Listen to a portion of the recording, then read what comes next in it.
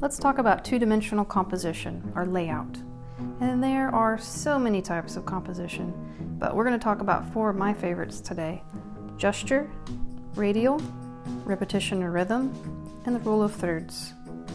So here we see an example of gesture by Japanese artist Kawanabe Kyosai, and you can see how he's using these lines to invite the eye through the canvas behind the tiger in a repetitious way. And then he subtly stops the eye right here with these lines, bringing attention to this tiger's head. Here's another variation of gesture by the French painter Henri Toulouse-Lautrec. And you can see how he's using these variation of lines, both thick and thin, and how it just says, I'm human, I'm here. It reminds me of ancient cave paintings. With radial design, you can see that everything emanates from the central part of the design, and also there's balance created with geometry. Here we see a figure radiating within the design, and you can see how all these lines bring the attention to him. And you can see this also in a lot of chalk or sand mandalas, also henna and tattoo designs that have a central point.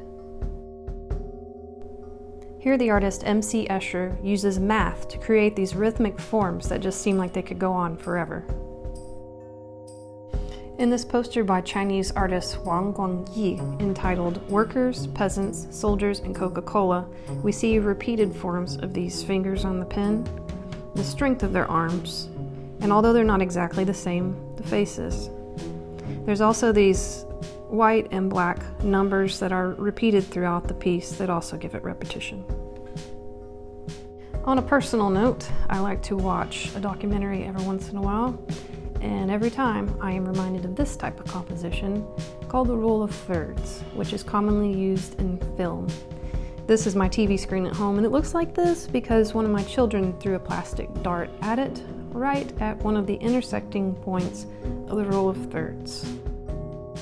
Lastly, I just love how the French painter Georges de la Tour uses the rule of thirds as well as high contrast to bring attention to this little flame in the painting.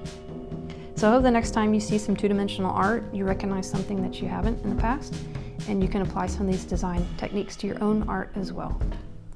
Here are the books that I used in reference. Thank you so much for watching.